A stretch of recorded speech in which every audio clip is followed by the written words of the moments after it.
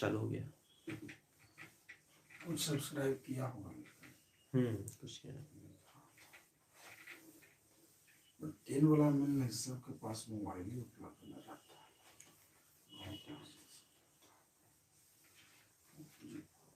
Online होके चल। हाँ ज्वाइन है, लेकिन ज्वाइन कर रहे थे। Good evening all of you. आप लोग जल्दी जल्दी सब लोग जुड़िए लाइव भैया। अच्छा इसको लगाइए ना जल्दी जल्दी।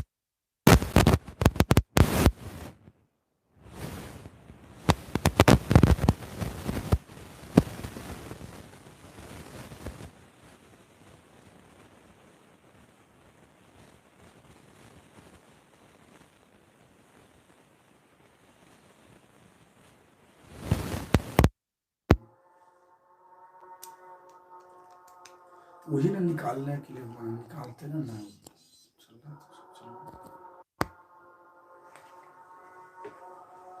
देखिए तो सब लोग जल्दी जल्दी लाइव जुड़िए।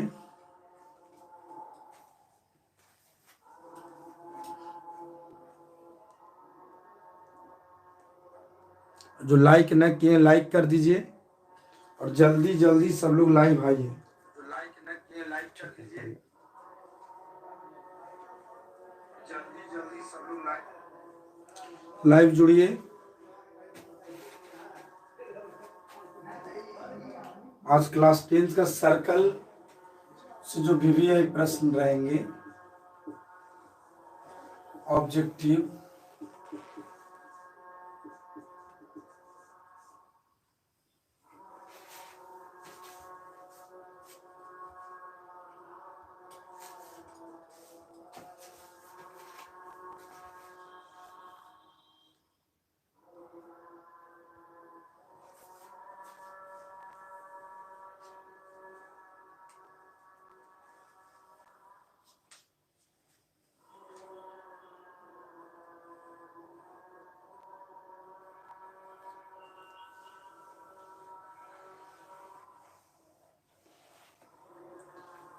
सर्कल पढ़ाना है, लेकिन सर्कल पढ़ाने से पहले एक बहुलक के बारे में कुछ हम आप लोग को बता देते हैं।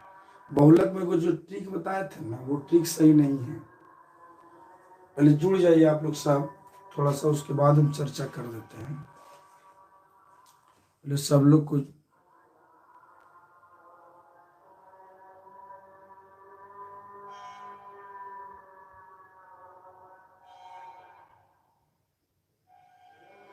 छोड़ दीजिए। नीतीश राज कमेंट कर रहे हो, बाहर अभी कर दिए जाओगे तुरंत, फिर कभी जुड़ोगे नहीं इस ग्रुप से।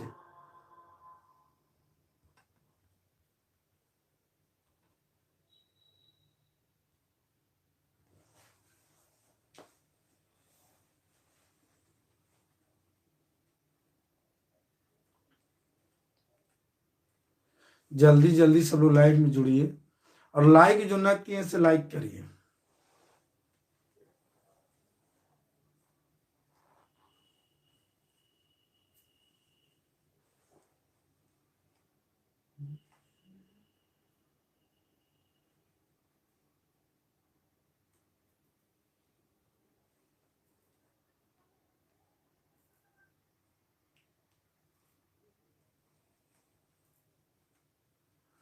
जल्दी जल्दी सब लोग लाइव जुड़ो, शेयर करिए आप लोग, शेयर करिए आप लोग।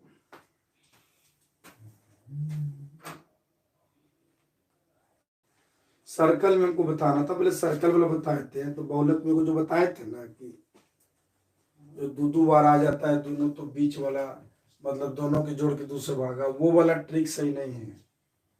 उसको फिर मेथड से बनाना पड़ेगा। बहुलक को बता देंगे मेथड आप लोग को। उसमें क्या होता है ना कि माध्य अलगे निकाल दो और माध्यिका भी निकाल दो, तब बहुलक निकालो। बहुलक का जो माध्य बहुलक का जो रिलेशन होता है ना, बहुलक बराबर 3 गुना माध्यिका माइनस 2 गुना माध्य, उस पर बनाना होगा। अब बता देंगे, पहले वृत्त हमको बताने दीजिए, उसके बाद चलिए ध्यान से देखिएगा सब लोग। आज सर्कल का ऑब्जेक्टिव बताना है। सर्कल वाला ऑब्जेक्टिव पहले बताने दीजिए, क्योंकि आज शुरुआत है।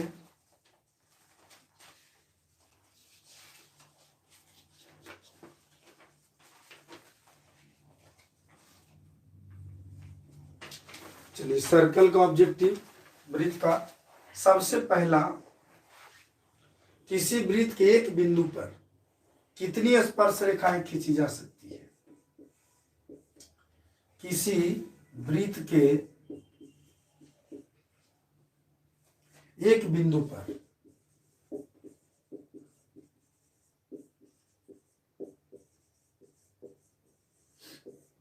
कितनी स्पर्श रेखाएं?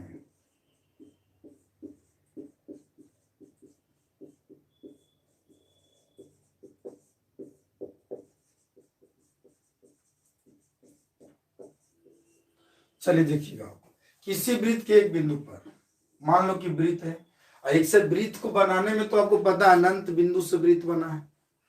अब वृत्त पर एक बिंदु है ना, तब एक स्पर्श रेखा खींचेंगे। वृत्त पर मेरे पास एक बिंदु है ना, एक स्पर्श रेखा खींचेंगे। स्पर्श रेखा क्या होता है? जो वृत्त के एक बिंदु के छू के जाए, दो बिंदु को ना छुए कभी नहीं।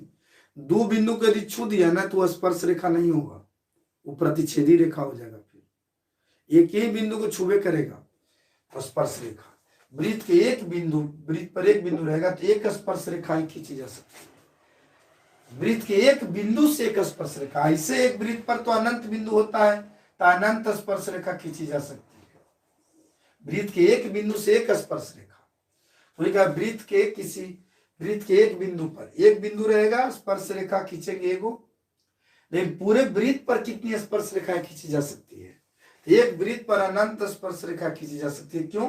क्योंकि वृत्त पर अनंत बिंदु है, और जब वृत्त पर अनंत बिंदु है तो हम अनंत स्पर्श रेखाएं खींच सकते हैं। इन वृत्त पर जब एक बिंदु रहेगा तो उससे एक एक स्पर्श रेखा हम खींचेंगे। इन वृत्त पर एक वृत्त के एक बिंदु पर एक स्पर्श रेखा, लेकिन एक वृत्त पर खाली पूछे कितने स्पर्श रेखाएं खींची जा सकती है तो अनंत स्पर्श रेखाएं। एक वृत्त पर अनंत स्पर्श रेखा है, लेकिन वृत्त के एक बिंदु पर, वृत्त पर एक बिंदु है ना, उस पर एक स्पर्श रेखा खींचाएगा। तो वही कारण वृत्त के एक बिंदु पर कितनी स्पर्श रेखाएं खींची जा सकती है? एक स्पर्श रेखाएं खींची जा सकती है।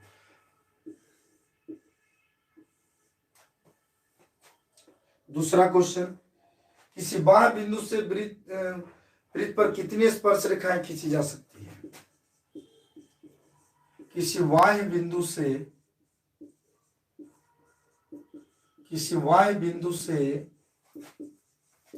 वृत्त पर कितनी स्पर्श रेखाएं खींची जा सकती है?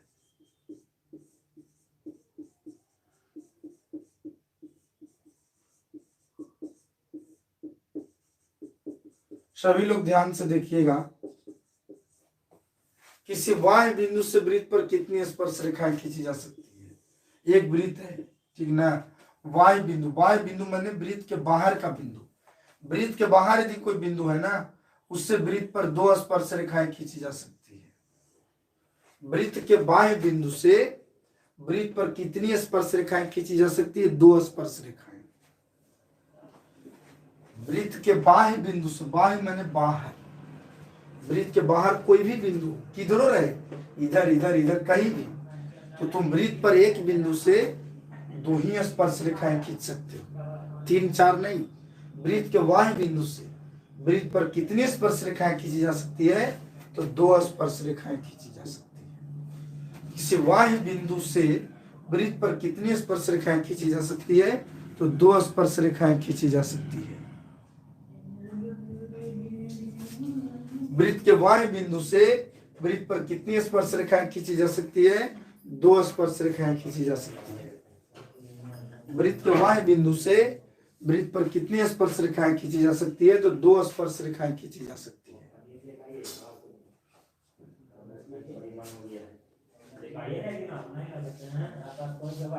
और दोनों स्पर्श रेखा की लंबाई लेकिन बराबर होता है।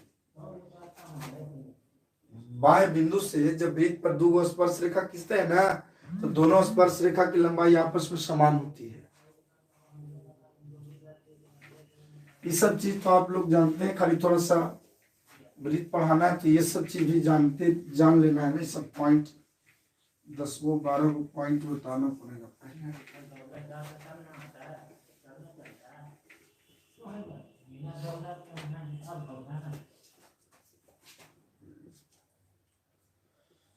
तीसरा है किसी बाह्य बिंदु से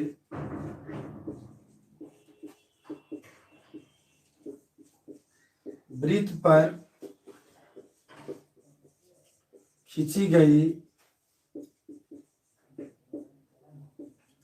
स्पर्श रेखा के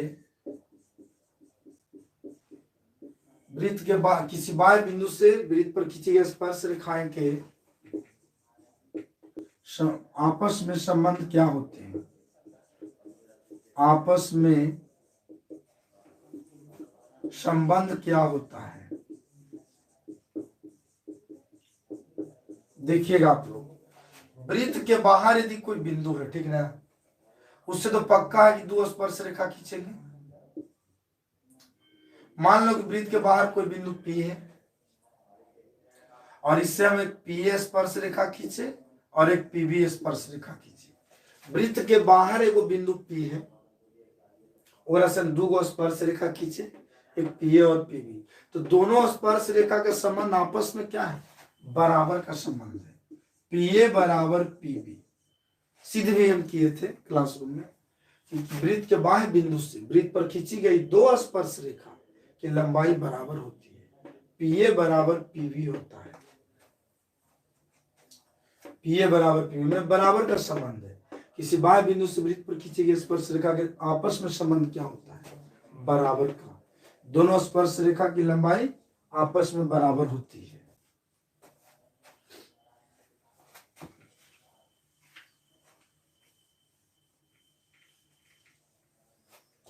वृत्त के बाह्य बिंदु से वृत्त पर खींची गई स्पर्श रेखा की लंबाई आपस में बराबर होती है, समान होती है। ये सब चीज तो तुम लोग जानते हो, मौखिक है सब चीज। चलो अगला पॉइंट, दो प्रतिच्छेदी वृत्तों की कितनी उभयनिष्ठ स्पर्श रेखाएं होंगी? दो प्रतिच्छेदी वृत्तों की उभयनिष्ठ स्पर्श रेखाओं की संख्या कितनी होगी?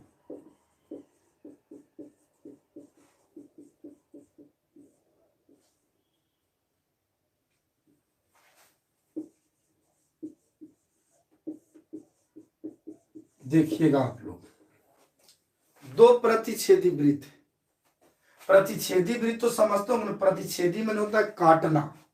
दो प्रतिच्छेदी वृत्त माने एक वृत्त को जब दूसरा वृत्त काट देगा तब दोनों वृत्त को क्या कहेंगे? प्रतिच्छेदी वृत्त। तो दो वृत्त जब प्रतिच्छेदी है तो उभयनिष्ठ स्पर्श रेखा, उभयनिष्ठ माने जानते हैं जो दोनों वृत्तवा के छू के जाने वाली स्पर्श रेखा, वही उभयनिष्ठ स्पर्श रेखा होगा, जो दोनों वृत्त के एक एक बिंदु से छू करके जाए।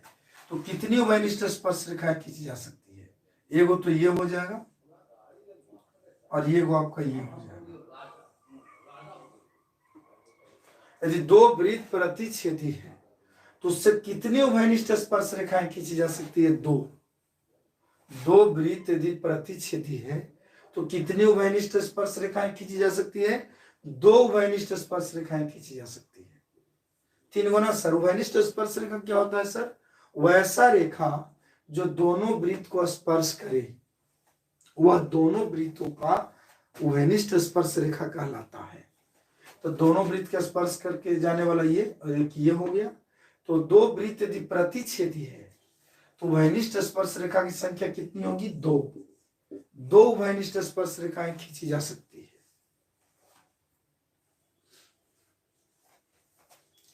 ये सब पॉइंट खाली बस दिमाग में रखना कि दो प्रतिच्छेदी रहेगा तो ऊपरी से स्पर्श रेखा गुजरेगा, उभयनिष्ठ स्पर्श रेखा, और एक उभयनिष्ठ स्पर्श रेखा नीचे से जाएगा। दो उभयनिष्ठ स्पर्श रेखाएं खींची जा सकती है। दो प्रतिच्छेदी वृत्त भी रहेंगे तो उससे दो उभयनिष्ठ स्पर्श रेखाएं खींची जा सकती है।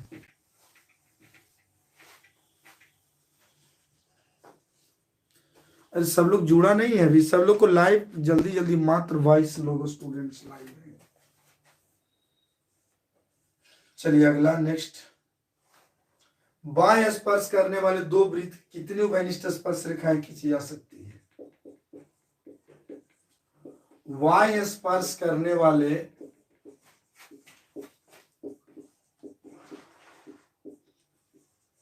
वृत्तों से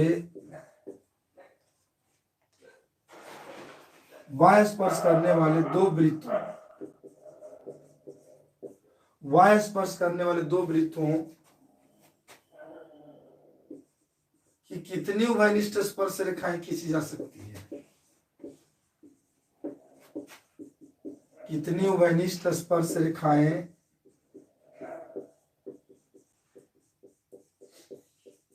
खींची जा सकती है?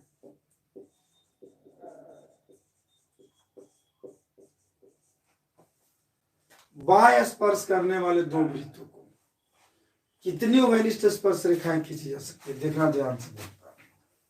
बाह्य स्पर्श करने वाला दो वृत्त, बाह्य स्पर्श का मतलब जानते हो, दोनों वृत्त एक दूसरे को बाहर वाला भाग का स्पर्श कर रहा है।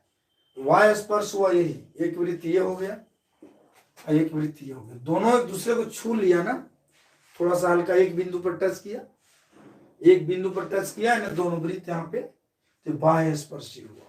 तो दो यदि वृत्त बाह्य स्पर्श करने वाला होगा तो उससे कितनी उभयनिष्ठ स्पर्श रेखाएं खींची जा सकती है? एक ये हो गया ऊपर से, एक आपका नीचे से जाएगा। दो गो स्पर्श रेखा तो फिक्स्ड है, दो गो वृत्त है, चाहे प्रतिच्छेदी हो चाहे किसी भी परिस्थिति में दो वृत्त हो, मतलब बाह्य स्पर्शी हो, दो वृत्त एक दूसरे को बाह्य स्पर्शी कर रहा है, दो वृत्त एक दूसरे को स्पर्श कर रहा है, बाह्य स्पर्श, तो कितनी उभयनिष्ठ स्पर्श रेखाएं खींची जा सकती है? दो उभयनिष्ठ स्पर्श रेखाएं, एक ऊपर से हो गया, एक नीचे से हो गया, एक और होगा ये वाला, ये जो दोनों वृत्तवा जो छू रहा है ना, यहाँ पे तीन उभयनिष्ठ स्पर्श रेखाएं खींची जा सकती है। यानी दो वृत्त एक दूसरे को बाह्य स्पर्श करेंगे, उससे कितने उभयनिष्ठ स्पर्श रेखाएं? एक ऊपर, एक नीचे, दो, और एक बीच में भी होगा। जो वृत्त में जो हमने रेखा खींचा ना, वो दोनों वृत्त को ही कॉमन बिंदु है, दोनों वृत्त का ये स्पर्शी बिंदु है। तो इससे ये से इस बिंदु से यदि रेखा गुजरती है तो इस वृत्त का भी स्पर्श रेखा हो जाएगा, इस वृत्त का भी स्पर्श रेखा हो जाएगा। तो तीन उभयनिष्ठ स्पर्श रेखाएं खींची जा सकती है। दो वृत्त यदि बाह्य स्पर्श करते हैं तो उनसे तीन उभयनिष्ठ स्पर्श रेखाएं खींची जा सकती है।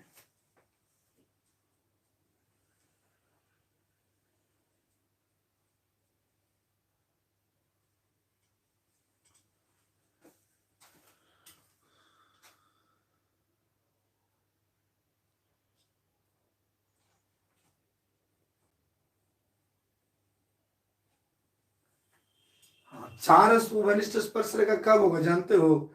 जब दो वृत्त अप्रतिच्छेदी रहेगा, उससे चार उभयनिष्ठ स्पर्श रेखाएं खींची जा सकती है। जैसे मैं बताऊंगा, देखिएगा आप लोग।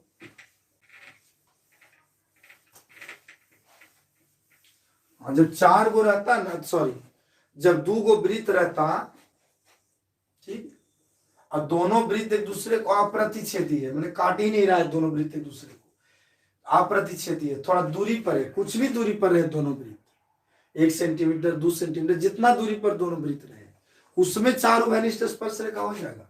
एक ऊपर से हो जाएगा, एक नीचे से हो जाएगा, दो गो, और एगो तिरछे भी आप ऐसे कर सकते हो, इस तरह से, तीन गो, एगो इधर से भी, चार गो उभयनिष्ठ स्पर्श रेखाएं खींची जा सकती है। मतलब दो वृत्त यदि अप्रतिच्छेदी रहेगा ना, तो चार गो उभयनिष्ठ स्पर्श रेखाएं खींची जा सकती है।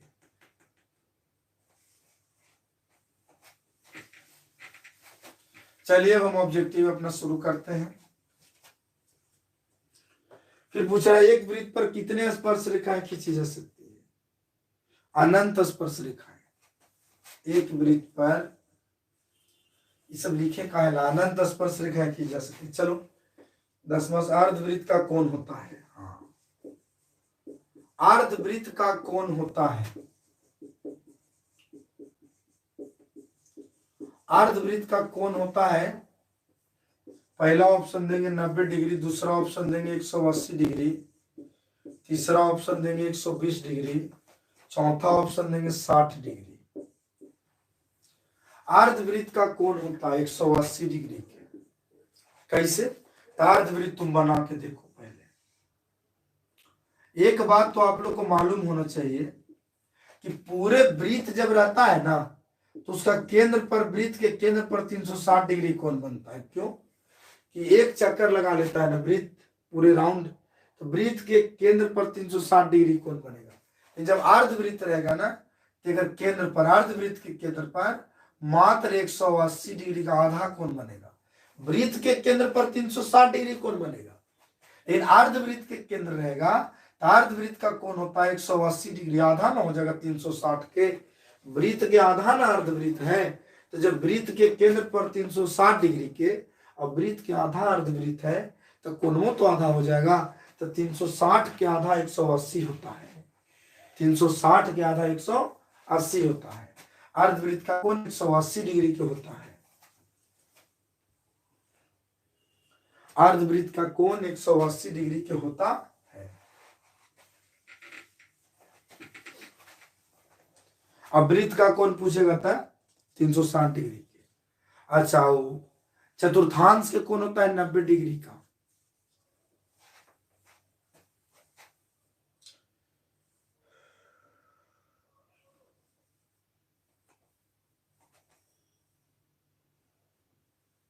दूसरा, यदि किसी वृत्त की परिधि,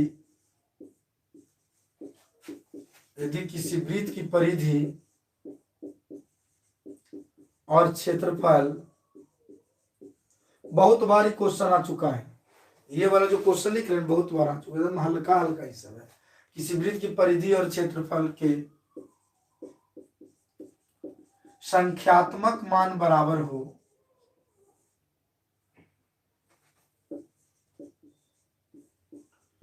किसी वृत्त के परिधि और क्षेत्रफल के संख्यात्मक मान बराबर हो तो त्रिज्या होगी। तुम लोग जरा बताना, हम ऑप्शन में देखेंगे कमेंट बॉक्स में। एक बार ये कहाँ है? क्या पूरा लगा उसमें? इसमें नहीं, इसमें तो ना।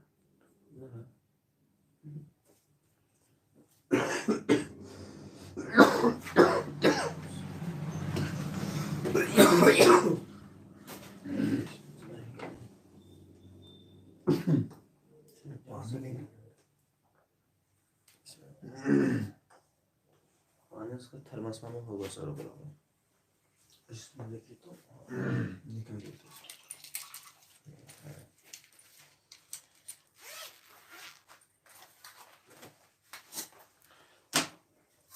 तुम लोग बताओ, बना के बताओ।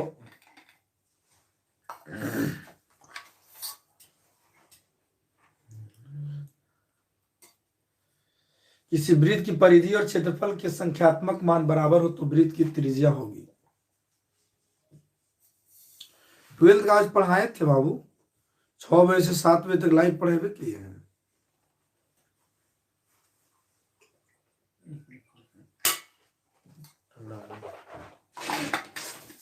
पूरा ठंडा पानी देखिएगा, हम बता रहे हैं। इंक नहीं मिल रहा, वहीं से लाना पड़ेगा। अच्छी बार चल जाएगा आज भर, ठीक ठीक ठीक। देखिए, वृत्त की परिधि और क्षेत्रफल के संख्यात्मक मान बराबर है, माने वृत्त के परिधि, ठीक ना, और वृत्त के क्षेत्रफल बराबर कह रहा है। तो बराबर किए आप लोग, पहले जो कहेगा वो करिएगा ना।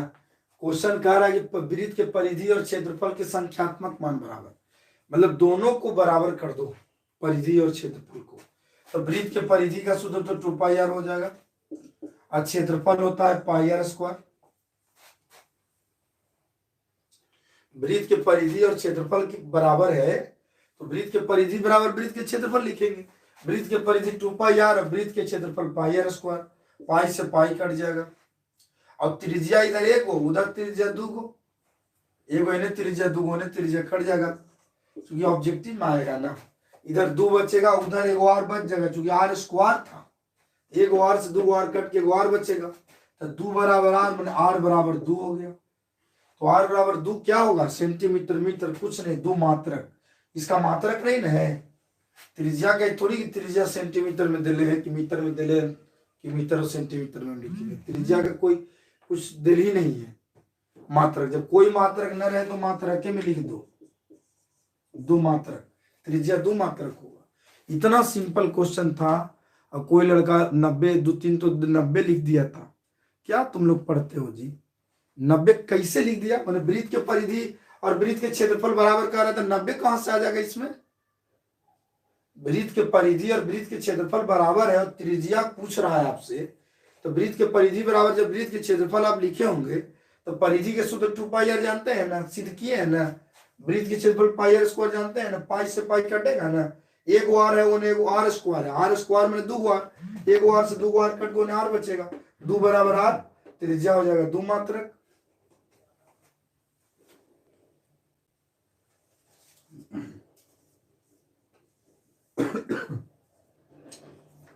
गजब हाल है। स्क्रीनशॉट ले लो।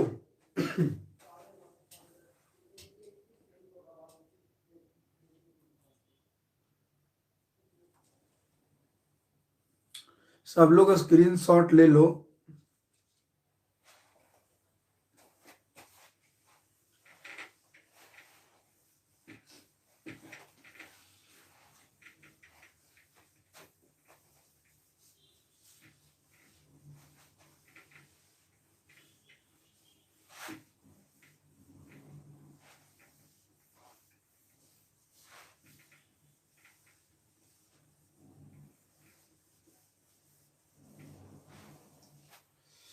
चलिए देखिएगा नेक्स्ट क्वेश्चन।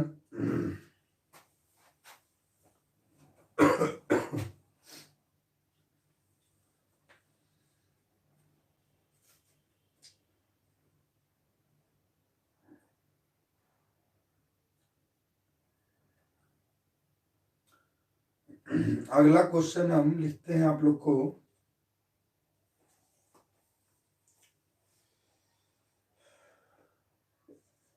दो गोला के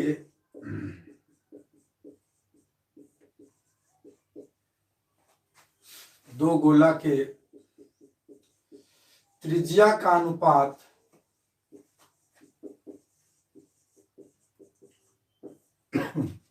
दो गोला के त्रिज्या के अनुपात 2:3 है, तो आयतनों का अनुपात क्या होगा। आयतनों का अनुपात क्या होगा। हम बना भी सकते हैं मेथड से ना, तो ट्रिक भी बना सकते हैं कि दो गोला के त्रिज्या के अनुपात 2:3 है, तो आयतनों का अनुपात। तो गोला के आयतन और त्रिज्या, जरा एक बार सोचिए, गोला के आयतन क्या होता है, 4/3πr³, मतलब r क्यूब होता है, त्रिज्या के क्यूब होता है। आयतन में त्रिज्या के क्यूब होता है कि स्क्वायर होता है कि पावर 1 होता है, से देखिए तो क्यूब होता है। तो गोला के, और ऑप्शन हम दे देंगे, मान लो कि 2:3 दे देंगे, 4:9 दे देंगे, उसके बाद 8:27 दे देंगे, फिर इनमें से कोई नहीं, इनमें से कोई नहीं, ठीक है ना। तो आपको क्या करना होगा जरा बताइए, तो ऑप्शन दीजिए आप लोग, कौन सा ऑप्शन सही होगा। गोला के त्रिज्या का अनुपात 2:3 है, तो आयतनों का अनुपात क्या होगा।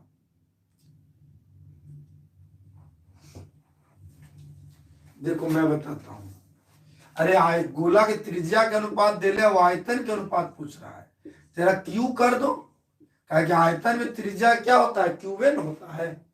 आयतनों का अनुपात पूछ रहा है, तो आयतन बराबर क्या होता है, त्रिज्या के क्यू, त्रिज्या के क्यू कर दो, 2 के भी क्यू 3 के भी क्यू, 2 के क्यूब 8 होगा, 2 के जब 3 बार गुना करोगे तो 3 के क्यूब 27 होगा, 8:27 होगा। यदि क्षेत्रफलों का अनुपात पूछ देता कि गोला के त्रिज्या के अनुपात 2:3 है, तो क्षेत्रफलों का अनुपात बताओ, तो गोला के वक्रपृष्ठ क्षेत्रफल के अनुपात पूछ देता, तो हम लोग क्या करते, त्रिज्या पर जानते हैं स्क्वायर करते, क्षेत्रफल में स्क्वायर करते, क्योंकि क्षेत्रफल में 4πr² होता है ना, गोला के वक्र क्षेत्रफल, तो 4 पाई आर स्क्वायर होता है, तो त्रिज्या के स्क्वायर ना होता है, तो त्रिज्या पर दोनों त्रिज्या पर स्क्वायर कर देते, 2 के स्क्वायर 4, 3 के स्क्वायर 9। जब क्षेत्रफल के अनुपात कहता था, आयतनों का अनुपात कहा तो त्रिज्या पर क्यू करे पड़ेगा, माथा पर 3 दे पड़ेगा। जो दो गोला के त्रिज्या के अनुपात 2:3 है ना, अगर माथा को क्यूब करना होगा, माथा को पावर 3 का देना होगा, क्योंकि आयतन में त्रिज्या की क्यू होता है। गोला के आयतन क्या होता है 4/3 पाई आर क्यूब, त्रिज्या की क्यूब, तो त्रिज्या को तो क्यूब करना होगा। 2 के क्यू 8, 3 के क्यू 27। इन क्षेत्रफलों का अनुपात पूछता तो त्रिज्या के स्क्वायर करना पड़ता हम लोग। 2 के स्क्वायर 4, 3 के स्क्वायर 9, 4:9।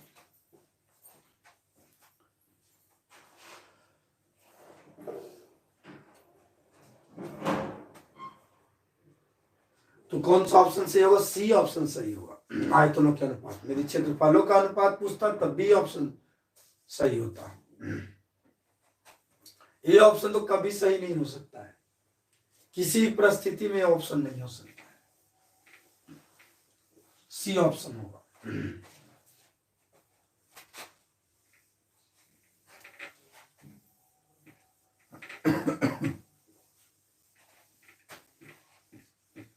अब देखिए हम, अब मान लो कि यदि आयतनों का अनुपात दे ले रहेगा तो त्रिज्या के अनुपात, दो गोला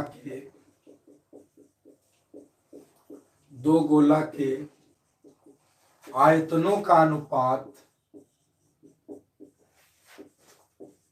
दो गोला के यदि आयतनों का अनुपात 64:27 है, तो त्रिज्याओं का अनुपात बताइए।